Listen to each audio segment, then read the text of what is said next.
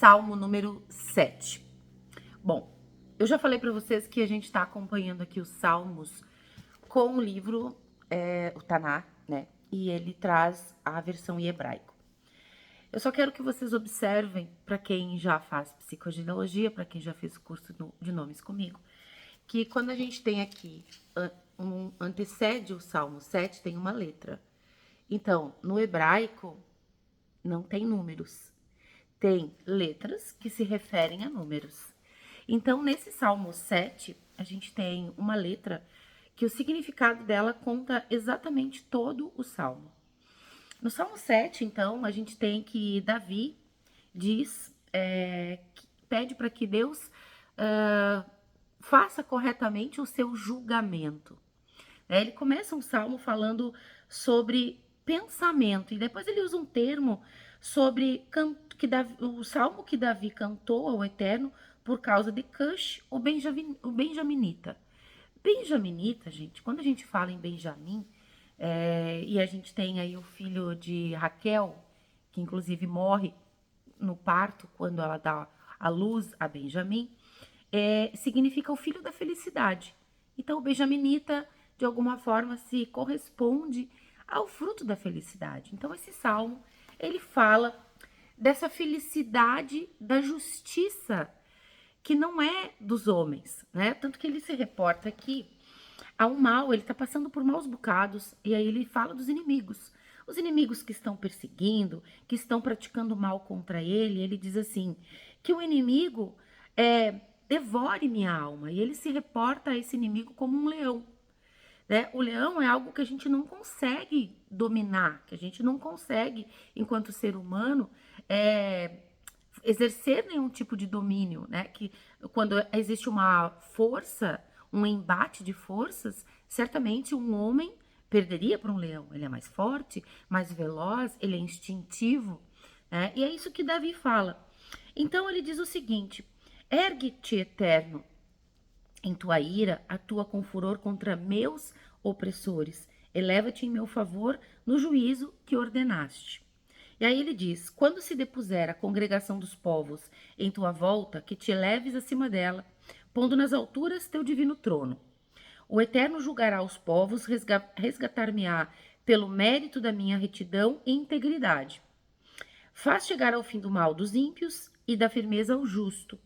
Tu que percutas as emoções e pensamentos de cada um, ó Deus justo.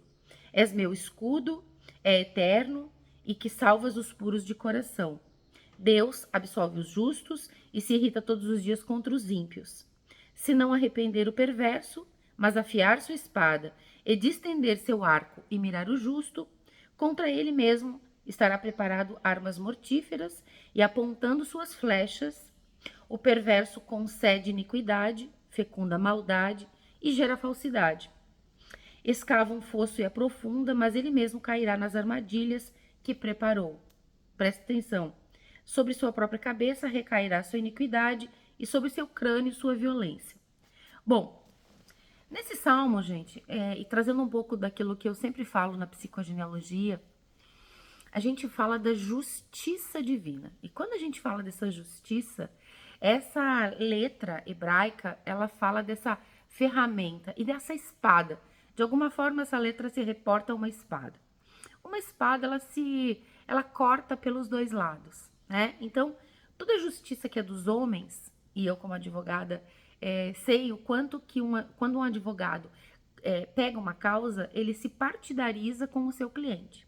Então, a gente está ali num fórum para decidir algumas situações e decide-se por um lado ou outro, né? Um está certo, o outro é errado. É sempre essa justiça que muitas vezes ela não é coerente. Eu vou dar um exemplo para vocês sobre o que Davi quer falar sobre esse salmo. Porque muitas vezes a gente tem razão na justiça dos homens, mas isso não é ético, não é correto, né? E há uma justiça maior que virá e que atuará, porque existe uma lei. Isso Davi fala, né? Segundo o teu mando, quer dizer, quando você criou todo o universo, você criou a estrutura que é justa. E a gente sempre fala na psicogenealogia, principalmente nesses encontros de contas, que a gente vai revisitar essas contas 3 ou 4 gerações. Então, as gerações subsequentes pagarão as iniquidades das gerações que os antecederam e que de repente fizeram injustiças. E no final dos Salmos está escrito isso, né? Quer dizer, tudo que você fizer vai recair sobre você, que é a incoerência, a falta de ética, a falta de moral. E aí eu vou dar um exemplo. Imagine que você mora num terreno e do lado do teu terreno tem um terreno vago. Você vê aquele terreno e diz assim, não tem ninguém aqui nesse terreno, já faz muito tempo, ele está ao lado da minha casa, eu corto a grama, eu vou cercar esse terreno. É ok, você cerca, você acaba colocando uma goleirinha, teus filhos jogam bola ali, né? Bota um cerco porque o cachorro acaba indo ali, de repente ele vai para a rua. Com boas intenções você vai se apropriando desse terreno, aos poucos. De repente passaram-se 10 anos, passaram-se 15 anos e você entrou com uma ação na justiça por uso capião. Chega lá, o juiz olha, né? Diz ok, é uma posse legal, não houve ninguém que reivindicou essa posse. Você acabou vindo aqui pagando os impostos dessa terra, vou conceder para você a titularidade. Isso é legal. De repente aparece o dono, que morava no exterior, que a mulher estava muito doente, passou muito tempo com ela doente, e diz assim, eu vou construir aqui nesse terreno. Aí você diz assim, não, esse terreno é meu. Tá aqui o título de propriedade. A pergunta para você é legal? É. É justo e é ético? Não é. Então, é isso que Davi quer falar sobre esse salmo. Muitas vezes nós fazemos coisas que são legais, mas que não são justas e que não são éticas. Ou seja, toda iniquidade, toda injustiça e todo desequilíbrio tenderá, pela lei que rege o universo, a ser revisitado e ser paga na medida justa, né? Então, atenção ao que você faz para o outro, porque não é a justiça dos homens que vai cobrar isso de você, é você mesmo. Você mesmo colhe os atos que você planta, né? Então, nem tudo que é legal é justo.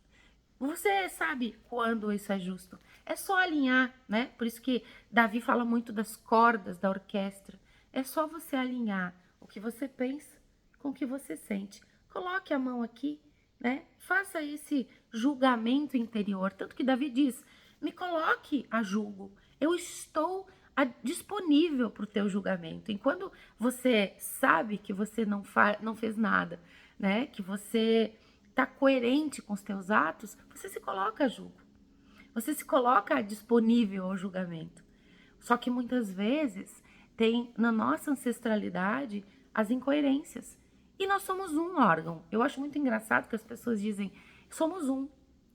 Mas na hora de fazer um pagamento de algo que foi em desequilíbrio, diz assim, mas por que eu tenho que pagar? Se afinal de contas foi meu avô que fez esse tipo de coisa, se foi meu pai. Ué, mas não somos um? Um corpo humano, quando tem uma célula que está doente, o que acontece com todo o corpo? Todo o corpo se volta para aquele lugar para restabelecer aquela célula. E assim é. Só que nós nos achamos injustiçados quando alguma coisa acontece e nós temos que ir ali e fazer esse pagamento. Bom, então esse salmo fala dessa justiça e da ética. Eu tenho falado muito sobre a ética nas relações. Falta muita ética hoje em dia. Tenho falado bastante sobre os livros em PDF, né? Que às vezes a gente vai lá e compartilha livro em PDF. Mas eu estou compartilhando conhecimento. Mas e daí? O autor está recebendo a reciprocidade diante de todo o conteúdo que ele entregou para você? O autor não está perdendo porque ele deu para você e para todos, né, o conhecimento. Mas você vai perder a parte equitativa. Isso é a justiça divina. Um grande beijo, até amanhã.